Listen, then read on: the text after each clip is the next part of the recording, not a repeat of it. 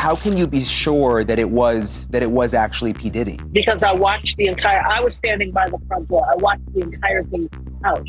I had no reason to believe that it would escalate to a shooting. It was just male machismo and bravado at first. A lot of pushing and shoving, raised voices, hands. But then I saw them reach in their waist and draw from their hips. If they did ballistic tests and Puff had gunpowder on him, why didn't the police go through with charging him? Latanya Rubin has not begun to see reparations for what happened to her life.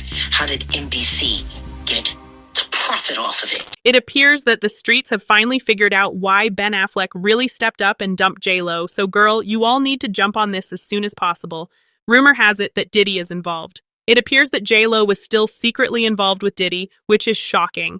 People believed for a long time that J.Lo's relationship with Diddy ended with that nightclub in the 1990s where Shine ultimately took the fall for it. But now, rumors are circulating that she was allegedly still involved in this drama long after they split up. However, some people are now claiming that Ben Affleck knew about everything and that's why he left before things got messy. That's the really spicy part. What precisely did he discover, though? And did Diddy actually use some dubious video of J.Lo allegedly having sex with some of his victims as blackmail? Let's discuss it. Days of deliberations, the jury now appears to be focusing on the gun possession and bribery charges against Sean Puffy Combs. This afternoon, jurors sent the judge 2 notes, one of which asked for a transcript of a phone message Combs left Wardell Fenderson, once his driver, now the prosecution's star witness. During the trial, Fenderson testified that Combs was armed the night of the shooting at Club New York and later pressured him to claim ownership of a pistol police found when they pulled over Combs' Lincoln Navigator as it fled the shooting. And I just want to make you feel comfortable, you know what I'm saying? Make your family feel comfortable. What exactly Combs meant by that is in dispute, but the prosecution claims the rapper offered Fenderson $50,000 or a diamond ring to take the rap for the gun. The jurors also wanted to hear a readback of testimony relating to Combs' former girlfriend, actress-singer Jennifer Lopez, who was in the Navigator when it was stopped by police. An officer testified that everyone in the SUV was ordered to put their hands on the vehicle, but Lopez walked away, saying she was going home. As she was being detained, a gun was discovered in the vehicle. At that point, a sergeant on the scene ordered everyone who was in the vehicle under arrest. The officer quotes Lopez as saying, "It's not my gun." They are floating issues that are old.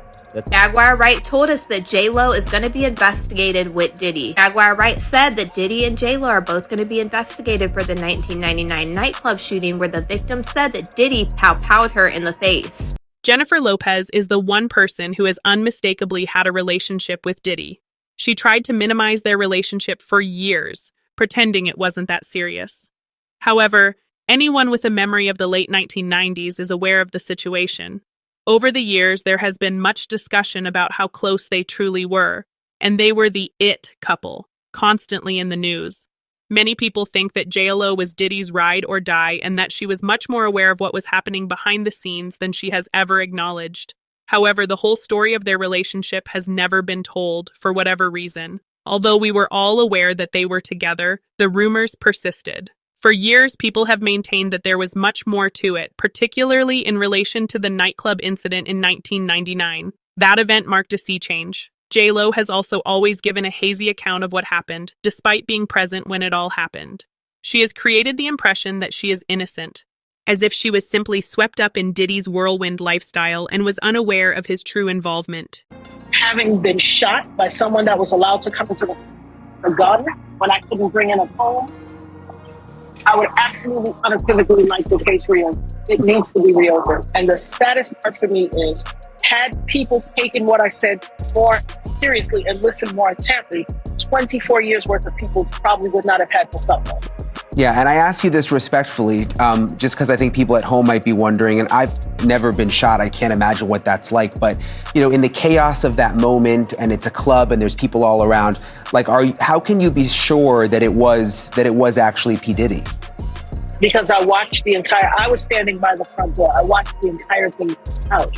I had no reason to believe that it would escalate to a shooting. It was just male machismo and bravado at first. a lot of pushing and shoving, raised voices, hands. But then I saw them reach in their waist and draw from their hip. And I knew. I instantly turned to my friends and told them, be careful, watch out. And when I turned back, I know, and I've said over and over, I've heard the voice of God said, you are about to be calm down. And as I said no, I looked straight forward ahead and I watched the muzzle flash from both of their guns and I felt the impact to my face instantly.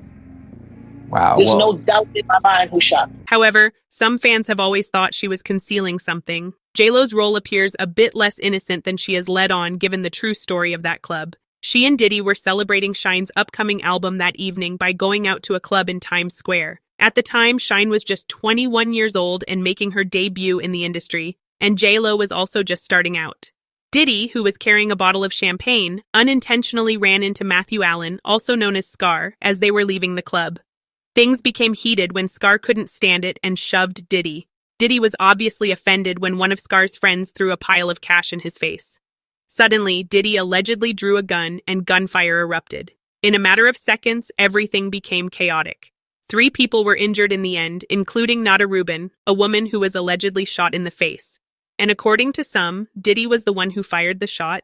Once things fell apart, Diddy and J.Lo left. They jumped into a Lincoln Navigator with a weapon concealed in the back and took off as soon as the shots were fired. The crazy thing is that they were stopped for running a red light in an attempt to make a quick getaway, but they weren't even apprehended as a result of the shooting. They both had to take mugshots at the police station. J.Lo reportedly sobbed uncontrollably and was a complete mess. They even handcuffed her to a pole at one point. Then her mother appeared, shouting in Spanish, "I told you to stay away from him." It was obvious to her mother that Diddy was trouble from the start, and to be honest, she wasn't mistaken. J.Lo ultimately allowed Diddy's legal team to use her name to help him avoid the charges associated with the entire incident, which made matters even more bizarre. I don't know if you know this, Judge, but this person, Jennifer Lopez, is a very famous actress. One of his attorneys allegedly informed the judge. It is so absurd that it defies logic to believe that Mr. Combs is strolling around with her while brandishing a loaded firearm. That defense, for some reason, did work, and Diddy left without being charged. What really happened with J.Lo, Shine, and Diddy, it became an episode for Law & Order SVU. A lot of money was made off of that. And guess what happened in the end of that episode? When they finally tracked down the starlet who they were hiding from everyone so she never had to testify. The male rapper took the charge, so the case was closed, and that's when she finally admitted that it was her that did the pow-powing. Ice-T knows a lot of people from that time, and he used to frequent at that club. He would have known all of the real details of everything that happened that night. Natanya Rubin has not begun to see reparations for what happened to her life. How did NBC get to profit off of it? So after him and Diddy fell out, he started working with Jodeci more. I see. How you feel about the victim of the club shooting? I gotta ask you about this, man. How you feel about her coming out now saying that, Diddy, he shot her and not Shine? How you feel about that? Well, the way I feel about that, the case is closed, bro. It can't be no double jeopardy. It can't be no retrial because they already had a trial and a man was convicted for her injuries. A man already did time for her injuries. You understand? If they would have to go back and see that if there was ballistic tests done on Jennifer Lopez, on Puffy, God bless the dead, on Wolf, did they do ballistic tests? And then see if they did ballistic tests and Puff had gunpowder on him, you know what I'm saying? Why didn't the police go through with charging him? Why didn't the police charge him? She can say that now, and she said, right?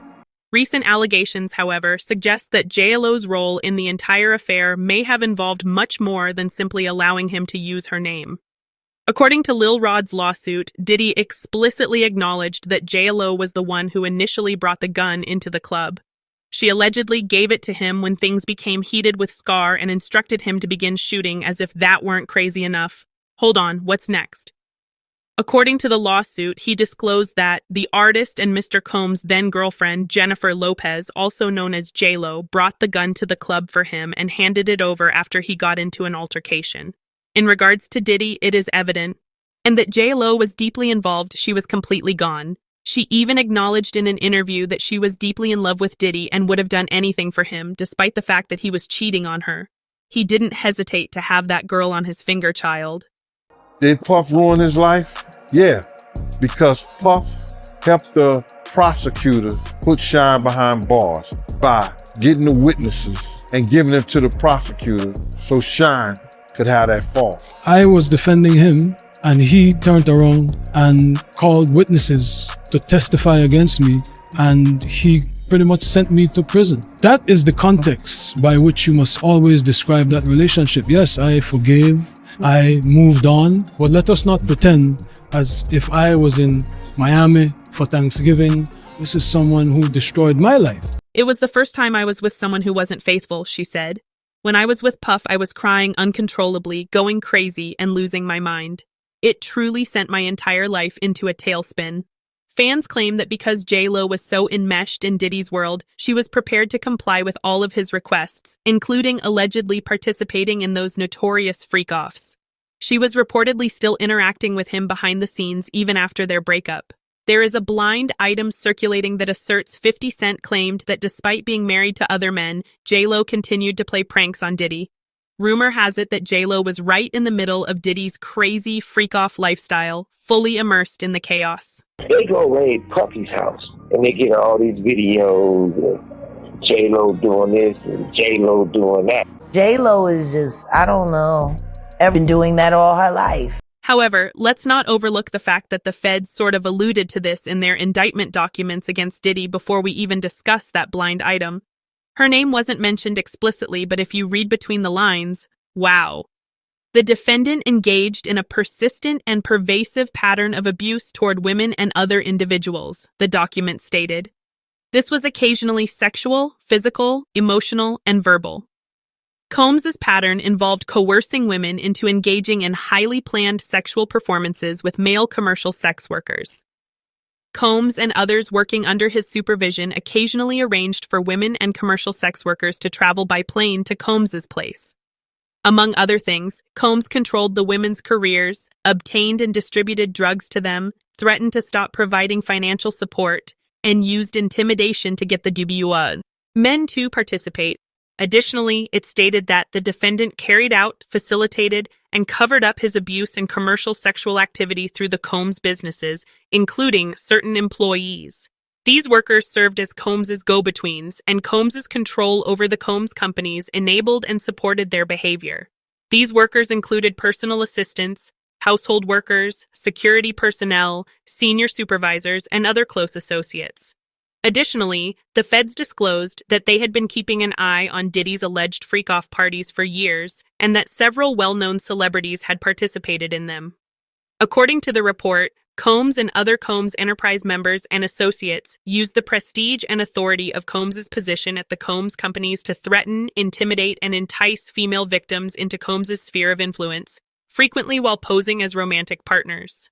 Combs then coerced victims into performing prolonged acts with male commercial workers, whom he called freak-offs, among other things, by using force, threats of force, and coercion.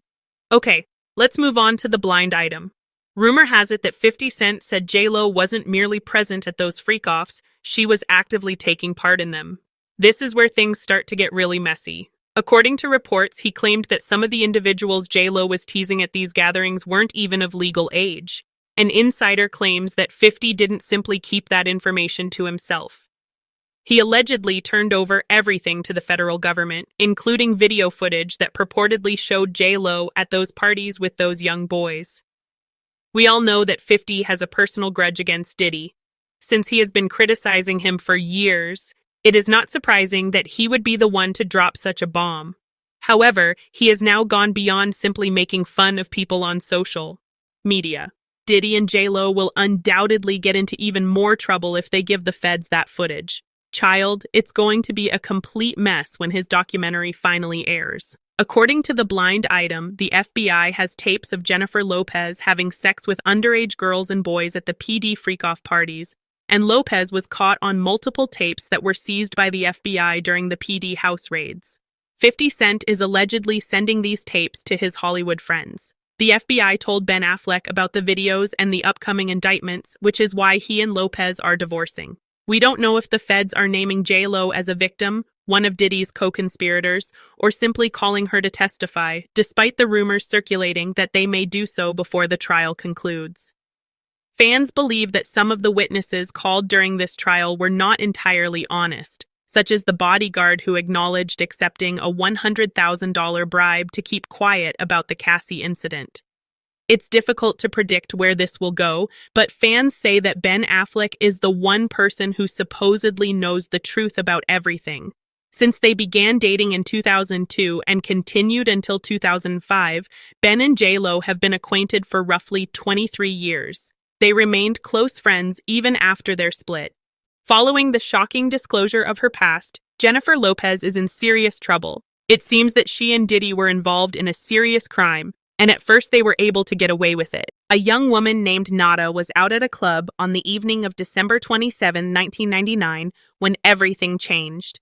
She claims that music mogul Sean Puffy Combs, better known as Diddy, shot her in the face. She was merely an innocent bystander and had nothing to do with any drama. Moses Shine Barrow, a young rapper, was also present that evening. He ultimately took the blame for everything and was imprisoned for almost 9 years. His co-defendant in the case, Diddy, was acquitted. At the age of 19, Nada is now at last telling her story in public. People noticed Diddy was paying close attention as soon as Nada started talking. When Jennifer Lopez was included in one of the lawsuits against Diddy, all of this came up again. According to some, she may have even assisted in the removal of the firearm and in the cover-up of the 1999 crime. The theory, in order to defend themselves, Diddy and J.Lo placed the blame on Shine. Law enforcement now believes that Diddy's past, including that notorious club shooting, may be the subject of a future federal investigation. The extent of J.Lo's possible involvement shocked many. Nada has never wavered from her account. Why is she just talking about this now? Some people are now asking, does she want to be famous? Oh, well, why would he shoot you? What did you do? Did you owe him money? And I'm like, class, pay attention. Always been associated with Jennifer Lopez. With the exception of Diddy, who still refers to her as one of his great loves, every man she has dated has had something to say about her. She even once said the same thing about him. However, their 1999-2001 romance on the red carpet was not enough to withstand what transpired at that club. According to reports, Diddy knocked a drink out of someone's hand to start a fight. Then there was gunfire. Nada was one of 3 injured. She claims that a bullet from Diddy's gun struck her in the face. Hours after they left the scene, Diddy and J.Lo were apprehended. Diddy remained in custody for a while, but J.Lo was released shortly after. When J.Lo claimed that neither she nor Diddy had a gun, the entire case changed. I was put ill on them, went down to the car, we went off to the club. They were complaining, you took that to the front of the club, there were lots of people outside. Some people now question whether her biggest error was lying to Diddy in order to protect him. The young rapper who accepted responsibility, Shine, now claims that he was only defending Diddy and that Diddy allowed him to get away with it. Now, if these old rumors prove to be accurate, Jennifer Lopez might be in serious trouble.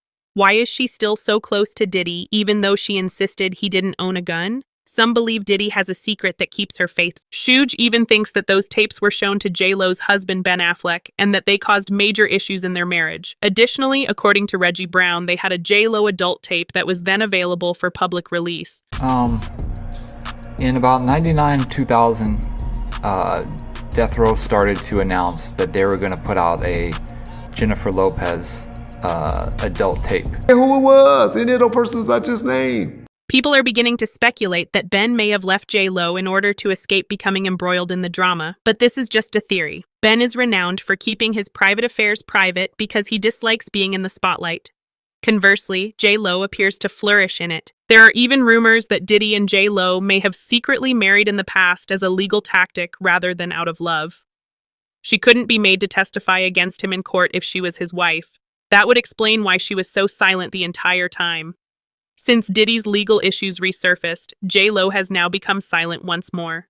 Some believe she's attempting to avoid attention. However, people are beginning to raise serious concerns in light of Cassie's recent testimony and the resurfacing of all these old secrets. And I just want to make you feel like comfortable, you know what I'm saying? Make your family feel comfortable. What exactly Combs meant by that is in dispute, but the prosecution claims the rapper offered Fenderson $50,000 or a diamond ring to take the rap for the gun. The jurors also wanted to hear a readback of testimony relating to Combs' former girlfriend, actress-singer Jennifer Lopez, who was in the Navigator when it was stopped by police. An officer testified that everyone in the SUV was ordered to put their hands on the vehicle, but Lopez walked away, saying she was going home. As she was being detained, a gun was discovered in the vehicle. At that point, a sergeant on the scene ordered everyone who was in the vehicle under arrest. The officer quotes Lopez as saying, "It's not my gun." Rumors in the media were swirling all over, and a lot of people wanted to hear from J.Lo about what happened that night at the 1999 club shooting, since Diddy's name was being plastered all over for allegedly being one of the people that discharged the firearm. Remember, you had Tanya Rubin sitting there saying, no, it wasn't just Shine. Diddy is the one that had possession of this firearm and popped it off and it hit me in the face. Then eyewitnesses started coming out and talking about J.Lo and saying that they believe that she had a hand in this case. Police charged Sean Puffy Combs and Jennifer Lopez with felony gun possession. Shine was accused of attempted murder and assault. Both men were released on bail. Charges against Lopez were dropped. Additionally, Diddy is currently doing everything he can. The judge refused to grant his request for a mistrial once more. To the Sean Diddy Combs trial, a new testimony from a woman who alleges Combs dangled her over a 17th floor balcony. Chief Investigative Correspondent Aaron Katursky is at the courthouse with more. Good morning, Aaron. Good morning to you, Rebecca. An alleged sex victim is expected to testify here today that Sean Combs used lies, drugs, and threats to force her into freak-offs after the jury hears more from a different woman who claims Combs hoisted her over that balcony. This morning, a critical witness for the prosecution, a woman testifying under the pseudonym Jane, who prosecutors say began a secret relationship with Sean Combs in 2020 and spent years in hotel rooms for forced sex. Jane's testimony will follow the cross-examination of Brianna Bongolan, known as Bonna, who described years of drug use with her friend Cassie Ventura. Cassie, all the way right! And she testified Ventura FaceTimed her before the premiere of her movie The Perfect Match. I want to try something new. What did you see? Prosecutors asked. Her black eye, Bongolan said. I was a little quiet, and I remember saying, I'm sorry. Bongolan testified Combs once hoisted her over this balcony after barging into Ventura's apartment on the 17th floor. For a split second, I was thinking about if I was going to fall. She said Combs kept yelling at her, you know what the expletive you did, before throwing her onto this furniture, leaving bruises. Combs denied it happened, and the defense challenged her account. Isn't it true you told the government just 2 days ago you couldn't recall the details? That doesn't add up, however, according to Diddy's attorneys. They cited a few text messages that purportedly demonstrate Cassie was unaware of the incident until it had occurred. They maintained that the entire balcony story was untrue and that it gave Cassie and her friends the impression that Diddy was a violent, dangerous man. Additionally, they claimed that the government displayed photos of Bongolan's injuries from that evening, which were taken on September 26, 2016 in Los Angeles. However, Diddy's team claims that he spent the entire week in New York. Additionally, Diddy's attorneys complained that the prosecutors frequently interrupted them during cross-examination, particularly when they were attempting to refute the testimony. Diddy is currently still being charged with sex trafficking and prostitution transportation. Even though he entered a not guilty plea, is there any chance that he will be exonerated? Tell us what you think.